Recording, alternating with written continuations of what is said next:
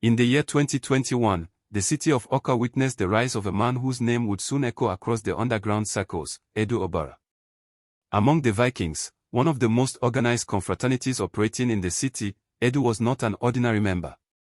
He had built a reputation for being fearless, disciplined, and deeply loyal to his brotherhood. His dedication and strength earned him the respect of his peers and the attention of the higher ranks. That same year, his loyalty was rewarded when he was appointed as the executioner, the highest-ranking leader of the Vikings in Awka. Within the group, their branch was known as the Metallina Marine Patrol, or simply Metallina Deck, a title that carried pride and authority among members. The man who handed Edu the leadership mantle was a well-known Viking called Razi, one of the most respected figures at the time. Razi trusted Edu completely, believing that he had both the courage and the wisdom to lead. Under Edu's leadership, the Metallina Deck grew in influence.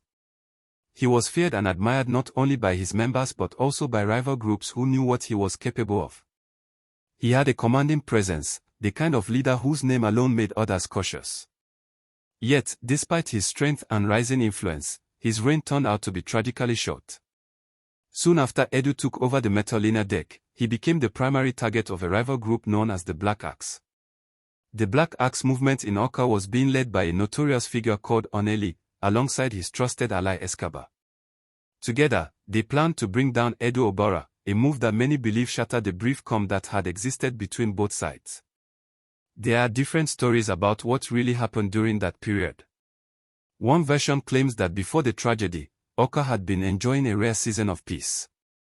Edu, confident in his leadership, had attended a regional Viking meeting in a nearby town called Igberium. Unknown to him, Anali and his team had already mapped his movements and were quietly trailing him. It was on his way back from that meeting, according to this account, that Edu was ambushed in a calculated attack that would eventually end his leadership. However, another version of the story paints a different picture. This version insists that there had already been tension brewing between the Vikings and the Black Axe before Edu's downfall. According to some insiders, Edu was aware of the coming clash and had traveled out of town to secure protection materials and resources for his men.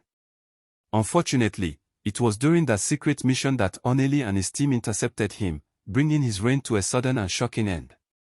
Whatever version one chooses to believe, one fact remained clear: Edu Obara's fall shook the entire Viking network in Awka to its foundation. He was not just a leader, he was a symbol of strength and unity. His loss created panic and confusion within the ranks. For the first time in a long while, the Vikings in Awka went silent. Many members went underground, afraid of what might come next. No one wanted to step up to replace him, fearing they might meet the same fate. For almost a year, the executioner's seat, the highest position in the Viking deck, remained empty. The once vibrant and fearless brotherhood found itself in a state of uncertainty. It was a dark period for the Vikings in Awka, one that marked the end of an era and the beginning of a long, quiet storm that would reshape the confraternity scene in the city. After the fall of Edu Obara, silence swept across the city of Awka. The Vikings, once known for their confidence and unity, suddenly disappeared from the streets. Many went into hiding. Some said it was fear, and it wasn't hard to understand why. The squad that brought down Edu Obara, led by Anali, had become the most feared group in the area. People described them as highly strategic and unstoppable when they set their minds on a target. Others, however, claimed the Vikings' sudden quietness was not only out of fear. According to this version, they were simply operating from underground, planning, observing, and looking for a way to recover from the unexpected attack that took away their leader. Within the Viking circle, there was talk of a new structure being formed, a rebuilding process that would bring back the strength of the Metallina deck. It was during this period that two Vikings, Savage and Chester, rose to take charge of the Metallina ship after Edu Obara's passing. Both men were known within the group as bold and loyal members, but leadership in those days was dangerous. The atmosphere in Awka was tense, and the Anali-led Black Axe group maintained heavy control over the streets. Savage became the acting leader first, trying to restore confidence among the scattered members. But despite his courage, his time as leader did not last long. The Anali squad, determined to maintain dominance, tracked Savage's movements. During the December period of that year, Savage was reportedly cornered by Anali's men. The encounter ended his leadership abruptly, marking yet another major loss for the Vikings. For months, it seemed like the Black Axe had completely taken control of Awka. But fate had its own twist in store. Not long after Savage's fall, internal issues began to arise within the Black Axe group itself. Anali, the feared commander who had once taken down Edu Obara and Savage, was betrayed by one of his own, a man known as OBJ. Reports claim OBJ revealed vital information about Anali's location to security operatives, which eventually led to a violent confrontation that ended Anali's reign. But as the saying goes, betrayal never ends well. OBJ's actions didn't go unpunished. Another strong figure within the Black Axe known as Gattuso eventually caught up with him. In a move that shocked many, Gattuso took out OBJ, putting an end to the man who had betrayed Anali. Anali's death marked a major turning point in the underground scene in Awka. The figure who had terrified the Vikings for months was gone, and suddenly the balance of power began to shift. The Vikings saw this as their long-awaited opportunity to reorganize. Members who had been hiding began to return quietly, and meetings were held once again. The Metalina deck, which had remained silent for nearly a year, was ready to sail again. This time, leadership was handed over to Chester, one of the two men who had earlier shared command after Edu Obara's fall. Chester stepped into power with a clear mission, to restore the Vikings' dominance in Awka. Under his leadership, the group became extremely active and aggressive in its response to the rival side. Chester's reign was one of the most intense periods the city had seen. He led several retaliatory operations that targeted opposing members, and for a while, he succeeded in regaining lost territory. But as his power grew, so did his reputation for being excessively harsh. His actions soon extended beyond his rivals. Several reports accused Chester of targeting innocent people and even clashing with local law enforcement. Before long, Chester became one of the most wanted men in the state. His name was frequently mentioned by the Anambra Police Command, and his photograph reportedly appeared on wanted lists. Realizing that the pressure was too much, Chester decided to step down temporarily. To protect himself from arrest, he handed over the leadership mantle to another Viking member known as Kismi. After transferring power, Chester quietly left Anambra State to lay low for a while. From that moment, Kismi became the new executioner, taking full control of the Vikings' activities in Awka.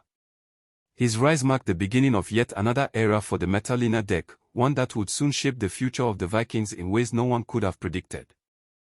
When Kismi took over the leadership of the Vikings in Awka, many people hoped his era would bring calm after the storm left behind by Chester. But that was far from what happened. Instead, Kismi's reign turned out to be just as fierce and bloody as his predecessors. He was bold, fearless, and determined to continue what Chester had started, to show that the Vikings in Awka were still a force to be reckoned with. During his time as the executioner, Kismi led several organized retaliatory operations across Awka. These operations were mainly targeted at members of the rival Black Axe movement, as tensions between both sides were still very high. People who lived in Awka during that period could recall how the city constantly felt tense, especially at night. Everyone knew that the streets were not safe whenever the Vikings were on the move. One of the most shocking incidents during Kismi's regime was the public attack that happened in a busy market square in Awka. Reports say that the target was the son of a local king who was known to be a member of the rival group. It was said that Kismi personally led the operation himself. The incident sent waves of fear through the entire city. It showed just how daring Kismi was. He was willing to strike even in broad daylight and in a crowded location. Kismi led the Vikings in Awka for about a year. Throughout that time, he continued to strengthen his grip on the organization, rebuilding the group's influence and expanding its activities. However, leadership in that world never lasted long. As pressure from both rival groups and security operatives increased, Kismi decided to step aside. Before leaving, he handed the leadership mantle to another Viking, one who would soon become a name that everyone in Awka feared, Striker. Striker's rise to power was seen as the beginning of another dark chapter in the city's history. He was the younger brother of Razi, the same Viking elder who had once handed leadership over to Edu Obara. Striker was already known within the Brotherhood as a fearless and unpredictable man. Unlike Kismi and Chester, Striker didn't just rely on the senior members for operations. He had a unique strategy, one that made his leadership very different and even more dangerous. Striker began recruiting younger members, often referred to as junior Vikings, into active operations. He used them as both informants and active participants. These young recruits were sent to gather information, monitor rival members' movements, and even assist during attacks. To Striker, the junior members were not just trainees, they were an important weapon in his campaign against the Black Axe group. His leadership style was ruthless and fast-paced. Within a short time, the number of violent clashes increased sharply. Awka once again became a city living in fear. Striker's name was constantly on the lips of residents, and his activities drew serious attention from the police and other security agencies. It didn't take long before Striker's past caught up with him. He was an ex-convict, and security operatives were already monitoring his movements even before he became the leader. His activities only made him a bigger target. Eventually, his reign came to an unexpected end after a failed mission outside Awka. According to reports, Striker had traveled to Enugu State with a small squad to carry out an operation against a rival Black Axe member who was hiding there. He took along some of his trusted men and a few junior Vikings to assist him. But along the way, their movement was intercepted by security operatives. During the encounter, some of the younger members reportedly lost their lives, while Striker and the others were captured. When he was arrested, several dangerous weapons were allegedly found in his possession, including high-caliber rifles. That single incident ended Striker's reign as the Viking leader in Awka. His arrest caused another major shake-up within the Metalina deck. Once again, the executioner's seat became vacant. The Vikings had lost yet another leader, and the group seemed to be heading back into silence. But just when it appeared that things would remain quiet, another strong figure from within the ranks stepped forward, a man known as Dan. Dan was known among the Vikings for being intelligent, tactical, and quietly ambitious. With Striker out of the picture, he took advantage of the power vacuum and assumed leadership of the Metalina deck in Awka. Many believed that Dan's time as leader would mark a new direction for the Vikings, one focused on rebuilding and strategy rather than open confrontation. But as the story would later show, power in the streets of Awka never came without chaos. After Dan took over the leadership of the Vikings in Awka, there was a noticeable shift in the group's energy. The Metalina deck, which had once been silent after Striker's fall, came alive again. Dan brought with him a mix of intelligence, experience, and ruthlessness. He was not a new face in the movement. He had been around long enough to understand the politics, the rivalries, and the dangers that came with leading. Soon after Dan's rise, Kismi, the former executioner who had once ruled with an iron hand, returned to Awka. Instead of trying to reclaim power, Kismi decided to serve under Dan as his strike chief, the right-hand man in charge of field operations. Their partnership made the Vikings stronger and more feared than ever. Dan had the brains and the leadership skills, while Kismi had the experience and the reputation. Together, they formed a powerful duo that was determined to restore the Vikings' dominance. During his regime, Dan was described by many as ruthless and unpredictable. He was known for organizing daring operations, often leading them personally. His actions shook the entire confraternity scene in Awka, and soon the name Dan became one that commanded both fear and respect. One of the most talked about incidents under his leadership happened on July 7, 2024, a date that carried deep significance for their rival group, the Black Axe, who usually mark that day as their anniversary. On that very day, Dan and his team launched a well-coordinated attack that led to the fall of a major Black Axe leader known as Apparatus. The news spread across Awka like wildfire. It was a daring operation, one that many described as Dan's boldest move ever. But as it often happens in the world of conflict, betrayal soon crept in. Sources later revealed that Dan's movements were leaked by certain people close to him. Not long after, security operatives began to close in on him and his squad. One night, their hideout was surrounded, and a violent confrontation broke out. Both Dan and Kismi were hit by bullets but managed to escape through the back routes, disappearing into the darkness of Awka. Badly wounded, they went into hiding for a while.